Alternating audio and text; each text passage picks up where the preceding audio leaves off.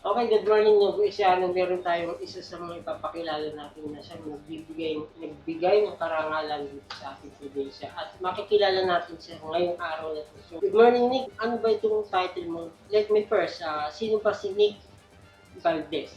Ano ba ang kanyang mga achievement? Ano ang kanyang madadala pa? Lalo na sa ating mga kababayang Noviciano, ang pagkaalam natin siya isang 21 years old. So, good morning Nick. Morning po. Pakilala ka, sino nga ba si Nick muna? Ano ba ang kanyang mga ginagawa sa ngayon? Hello po mga Konovesiano. Ako po si Nick Ambat Valdez, your Mr. Teen World Philippines 2025. And also, I'm a teen star artist from the TV show po. Hataw Mo Show Mo. Isa po akong judge doon. Mapapanood nyo po kami every Friday sa Euro TV Philippines, sa SDTV TV Network, and also sa may Pinoy Extreme Channel. Yan. Let me first, paano ka ba napunta dyan sa ganyan? Paano ka ba napagsimulan sa mga pageant na yan? Regarding of your questions po, nagsimula po ako actually sa may downs and ups. Hindi po ako nagsimula sa malaki kaagad. Nung bata po kasi ako ay talagang hilig ko na po talagang pagbebenta noon. Nagbebenta po ako ng turon, ng maruya, ng okoy, ng ice candy, hanggang sa may nakakita po ng potential po sa akin na sumali daw po ako sa pageantry. And doon na po ako sumabak sa mga barangay pageants, sa national and local.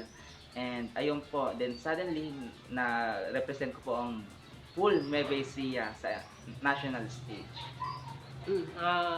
Sa pagsali mo na yan, dyan sa ganyang dun tayo sa pageant na yun.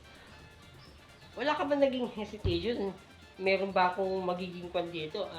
Makakagawa ba ako ng pangalan? Ano bang top of the mind mo before mo maano pa yun? Actually, sir, hindi rin po ako nag-expect. Kumbaga parang humble po tayo and hindi rin po ako naghahangad ng malaki kaagad. Ako naman po, willing naman po ako mag-explore, matuto, and talagang gagawin ko po ang lahat para sa pangarap. And regarding of the joining pageantry po, may hesitation din po kasi ang pageantry po kasi talagang fokusaan po pagdating. Kailangan may tsura ka, kailangan matangkad ka. Doon po sa Mr. Teen World, ah, kaya ko naman po sinalihan yon kasi gustong gusto ko rin po kasi yung advocacy ang pinopromote po nila. And ako po, mahilig po talaga ako sa advocacy, and also wala po siyang height requirements. Balita ko kasi ay isa ka sa mga yun nagbibigay ng karangalan. Ano ba itong achievement na to? Ano ba itong award na nakuha mo this year? Opo. Last December lang po nakatanggap po tayo ng award from the national stage sa Asia's Filipino Finest Awards 2025, and pinarangalan po tayo as Most Outstanding Multi-Talented Youth Modelpreneur Educator for this year 2025. And ayun po, isang karangalan po na i-represent ang buong Sanseño, especially ang pangalan ng Nueva Ecija. Bigyan mo ako ng idea, ano-ano ba yung naging nila qualification, ano ba yung pinagbasihan nila para itong award na sa'yo, na naibigay sa'yo ay mapunta sa kagaya mo. Once you succeed, wag yayabang, wag lalaki ang ulo kasi babawin at babawin sa iyo yan ng Panginoon. Kasi ang blessings, nandyan lang yan eh. Pinaparanas sa iyo ng Panginoon na lahat tayo makakatanggap ng blessing as long as marunong magpahalaga sa blessings na yon, marunong ka magpakumbaba. Ayun. Sa pagmo-model mo, meron ka na bang mga ah, na-encounter sa mga sa'yo na na-inspired mo sila? Paano mo ngayon sila hihikayatin na sundan yung naging step away mo para sa ganyan? Ayun po. Sa larangan po kasi ng pageantry, hindi lang po pagandahan, hindi lang po patalinuhan, kailangan din po makapag-inspire tayo ng mga kabataang Pinoy. Ayun po, dapat marunong ka rin pong makisama kasi tutulungan ka nila kung marunong ka makisama. Kagaya na lamang po nung sumali po ako ng pageantry. Actually po, wala po akong kasama noon. Wala po akong glam team na kasama national.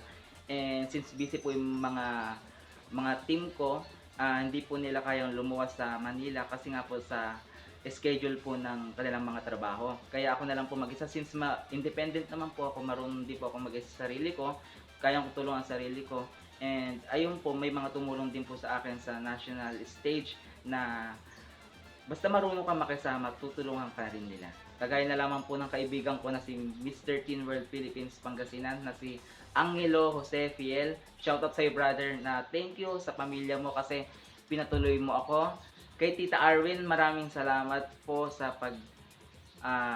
hatid sa akin. Kapag wala po akong service, sinasabay niyo po ako pauwi. And sa ibang mga co-candidates at sa mga ibang parents po na nakasama ko, maraming salamat po sa mga tumulong. And especially ngayon, nasa Teenstar Management na po tayo. And sisikapin ko po pong mas patuloy kayong ma-inspire sa aking kwento.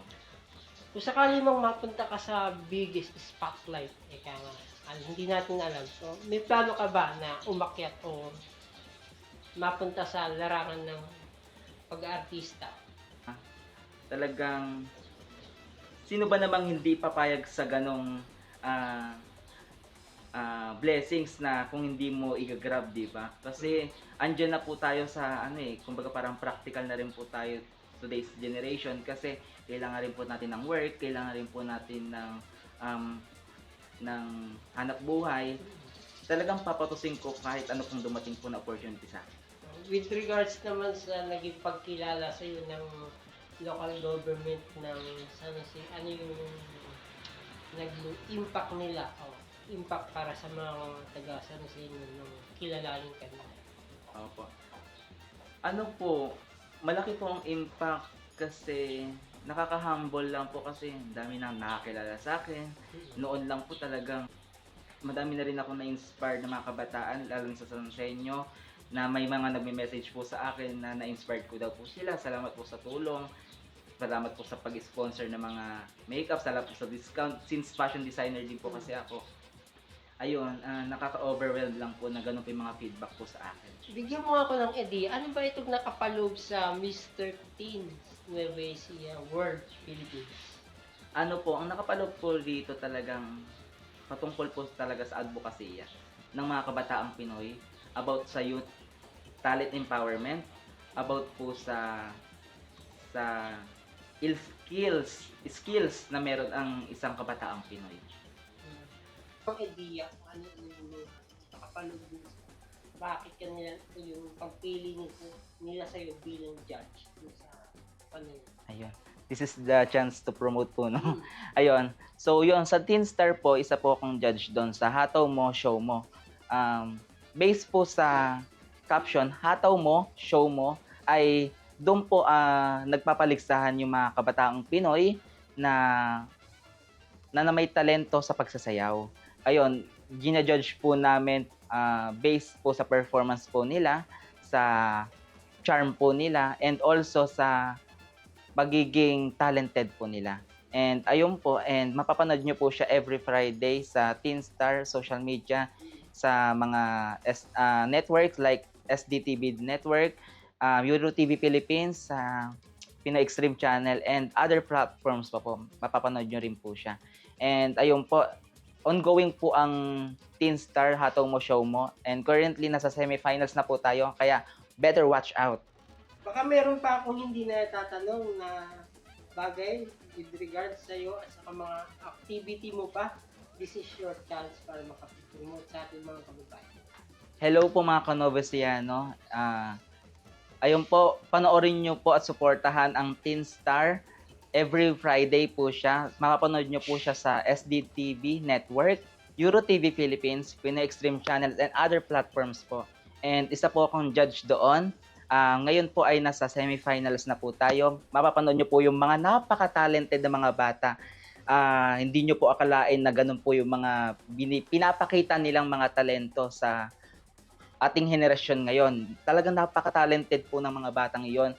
And supportan nyo po kung sino po yung mga favorites nyo. And after po noon, pagkatapos po ng grand finals po ng Hataw Mo, Show Mo sa Teenstar Season 1, magkakaroon po tayo ng Season 2 sa lahat po ng mga kids na mahilig kumanta, magagaling kumanta dyan out there. Luzon, Visayas, Mindanao, mag-audition na po kayo kasi malapit na po yata ang deadline ng audition for the Teen Star, The Real Star. Abangan nyo po yan. And ayun, ako po si Nick Ambat Valdez. For any collaboration, guestings, promotions, you can message me sa social medias ko po sa FB, Nick Ambat Valdez, and sa IG ko po, Nick Ambat Valdez, the NAV Masterpiece. And ayun, nagpa-fashion designing din po ako sa lahat po ng mga clients ko dyan. Salamat po sa suporta at sa mga bagong clients ko dyan. See you out there. Salamat po.